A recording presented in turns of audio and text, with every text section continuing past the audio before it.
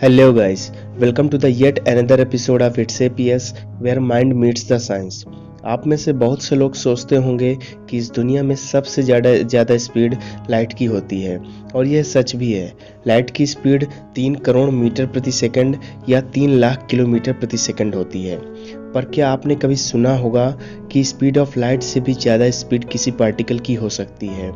जी हाँ, टैक्योन्स एक ऐसे पार्टिकल होते हैं जिनकी स्पीड ऑफ लाइट से भी ज़्यादा होती है, पर ये इमेजिनरी पार्टिकल्स होते हैं। तो चलिए आज की इस वीडियो में हम टैक्योन्स के बारे में जानते हैं कि इमेजिनरी पार्टिकल टैक्योन्स को कैसे अचीव किया जा सकता है। तो चलिए लेट्स स्टार्ट द वीडियो। पर उससे पहले अगर आप चैनल पर फर्स्ट टाइम आए तो चैनल को सब्सक्राइब कर लेना, ताकि आपको आने वाले वीडियोज़ की नोटिफिकेशन मिलती रहे।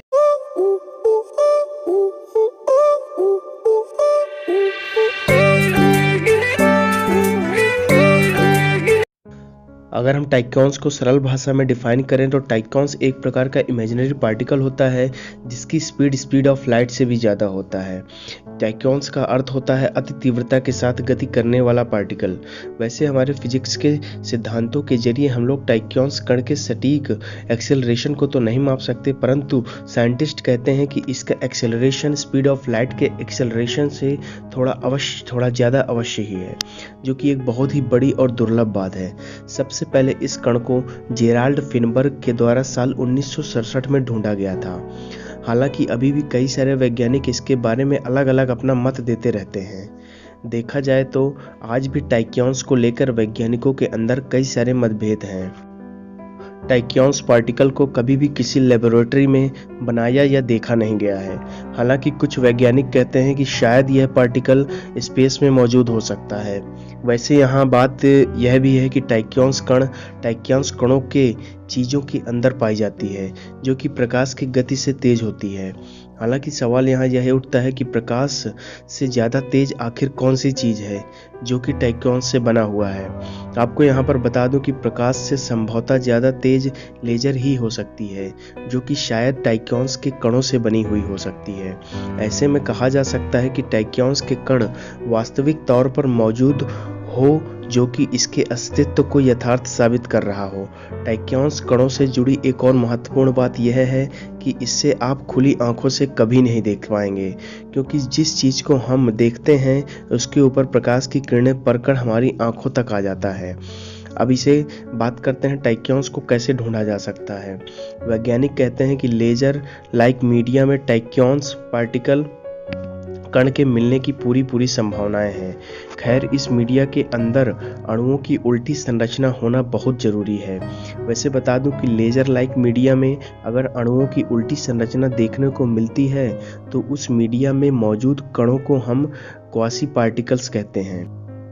इसके अलावा इस कण को ढूंढने के लिए वैज्ञानिकों को क्वांटम मैकेनिक्स की भी मदद लेनी पड़ेगी, क्योंकि ज़्यादातर टैक्योन्स कणों के मिलने की संभावना क्वांटम ऑप्टिकल इफेक्ट्स के दौरान ही होता है। इसलिए वह लोग कई सारे क्वांटम ऑप्टिकल इफेक्ट्स को मिलाकर टैक्योन्स कणों को ढूंढने का प्रयास करते हैं। इन शोधों से वैज्ञानिकों को यह पता चला कि फोटॉन के कण क्वांटम ऑप्टिकल बैरियर के अंदर बहुत ही तेजी से गति करते हैं, जो कि लगभग प्रकाश के गति के बराबर ही होता है। परंतु ध्यान में रखने वाली बात यह है कि फोटॉन के कण यहाँ पर प्रकाश की गति को लांघ नहीं सकते हैं, इसलिए हम इन्हें टैक्योन्स के कण नहीं कह सकते हैं। वैसे इस प्रक्रिया को क्वांटम फिजिक्स में टनल इफेक्ट कहते हैं। इसके अलावा भी वैज्ञानिकों ने दूसरे एक शोध के जरिए टैक्योन्स कणों के अस्तित्व की पुष्टि करने का प्रयास किया है। इस शोध में वैज्ञानिक आइंस्टाइन, पोडोल्स्की तथा रोजन के द्वारा दिए गए सिद्धांतों के आधार के तौर पर इस्तेमाल करते हुए टैक्योन्स के अस्तित्व को ढूंढने को चाहा। इसके तहत सबसे पहले 2 फोटॉन के कणों को ऊपर शोध किया गया। वैसे शोध के प्रारंभिक चरण में इन दोनों ही कणों को एक दूसरे से बहुत ही दूरी पर रखा गया। इसके बाद वैज्ञानिकों ने एक एक करके दोनों ही फोटॉन के कणों की गुणों की बारीकी से समझने का प्रयास किया। बहुत ही बारीकी से देखने से पता चला कि बहुत ही दूरी पर होने के बावजूद दोनों ही फोटॉन के कण एक दूसरे से भौतिक गुणों को प्रभावित करते हैं। अधिक जानकारी के लिए बता दें कि यह दोनों फोटॉन के कण एक ही स्रोत से निर्गत हुए होते हैं, मतलब ये दोनों फोटॉन के कण एक स्रोत से निकलते हैं, जिससे इन दोनों ही कणों का गुण एक समान होता है।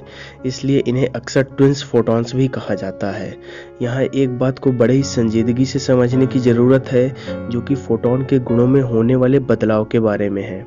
मैंने आपको पहले भी बताया है कि दोनों ही फोटॉन के कण एक दूसरे के गुणों को प्रभावित करते हैं, जो कि सत्य है, परंतु इन दोनों ही कणों में होने वाले बदलाव बहुत ही तेजी से साथ होते हैं।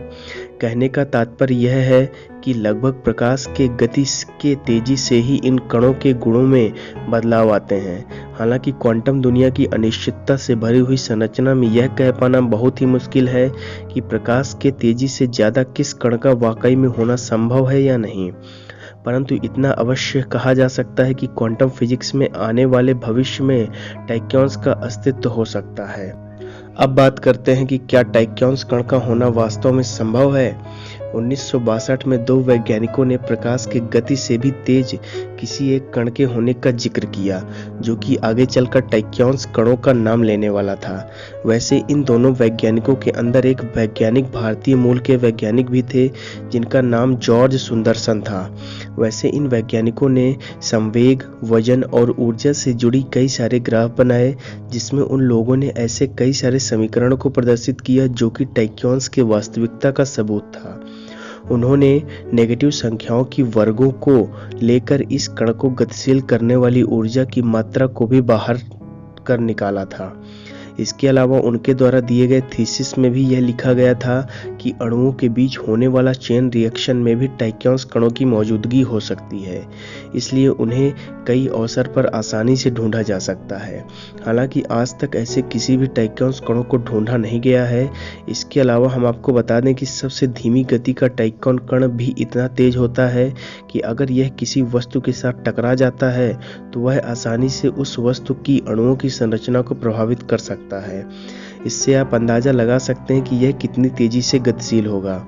इसके अस्तित्व को लेकर वैज्ञानिक कहते हैं कि टैक्योन्स कण वास्तव में कण ना होकर एक तरंग है। जी हाँ, टैक्योन्स को सब पहले तरंग मानकर वैज्ञानिकों ने इससे प्रकाश की गति से भी तेजी से हिसाब से सिग्नल भेजने का प्रयास किया।